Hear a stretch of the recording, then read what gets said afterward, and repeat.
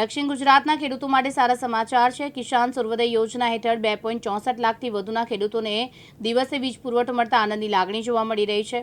રાત્રિના ઉજાગરા અને જંતુ જોખમમાંથી ખેડૂતોને મોટી રાહત મળી છે। મુખ્યમંત્રી ભૂપેન્દ્ર પટેલના સુશાસન હેઠળ રાજ્ય સરકાર દ્વારા લેવામાં આવેલા આ મહત્વના નિર્ણયથી ખેડૂતોની સમૃદ્ધિ તરફ એક મોટું પગલું ભરાયું છે।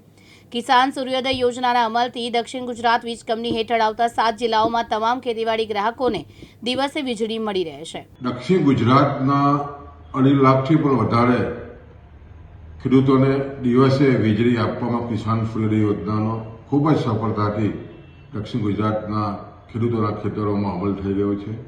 ખેડૂતોમાં ખૂબ જ રાજી છે।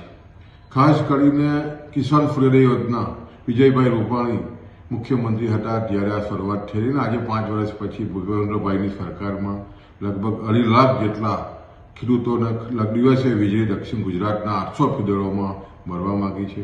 અને આને કારણે ખાસ કરીને દિવસે વીજળી મળવાને કારણે ખાસ કરીને તંદુરસ્ત વીજળી મળતી હોય છે અને સતત વીજળી 8 કલાક મળવાને કારણે ખેડૂતોને સતત પાકમાં પણ ઉત્પાદકતા વધી છે। અને જ્યારે દિવસે વીજળી હોય સ્વાભાવિક છે કે જ્યારે રાતે વીજળી આવતી હોય ત્યારે સાપના ડોકા છૂંદવાના અને ખાસ કરીને દક્ષિણ ગુજરાતમાં જંગલી જાનવરોનો પણ એ ત્રાસમાંથી આ મુક્તિ મળી છે।